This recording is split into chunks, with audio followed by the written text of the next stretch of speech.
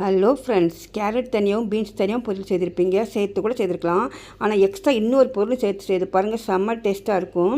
இதுக்கு ஃபஸ்ட்டு கடாயில் ஆயில் ஊற்றிக்கோங்க. கடுகு, உளுந்தம்பருப்பு, காஞ்ச மிளகாய் போட்டு ஒரு மீடியம் சைஸ் வெங்காயமும் கொஞ்சம் வதங்கிட்டு இருக்க டைமில் கேரட்டும் பீன்ஸும் 150 கிராம் பொடிசாக கட் பண்ணி அதையும் இதோடு சேர்த்து மிக்ஸ் பண்ணுங்கள்.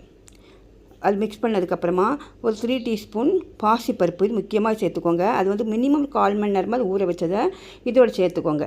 தண்ணி சேர்க்கக்கூடாது, அப்படியே சேர்த்து மூடி வச்சுருங்க. மசாலாக்காக 1/4 மூடி தேங்காய், பச்சை மிளகா காரத்துக்காக 1/2 டீஸ்பூன் ஜீரகம். இது கொரகொரப்பாக தண்ணி ஊற்றாமல் கொரகொரப்பாக அரைச்சிக்கோங்க.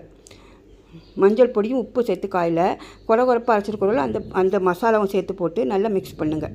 அதை கொஞ்சம் அப்பப்போ மூடி வச்சுக்கோங்க. மூடி வச்சு ஓப்பன் பண்ணி கிண்டினீங்கன்னா சூப்பரான ஒரு பொருள் தயாரான ஃப்ரெண்ட்ஸ். நம்ம சேனலை சப்ஸ்கிரைப் பண்ணிக்கோங்க. இதே மாதிரி ட்ரை பண்ணி பாருங்கள். இது எல்லா சாப்பாடுக்கும் சூப்பராக இருக்கும். ஓகே, பாய், தேங்க்யூ.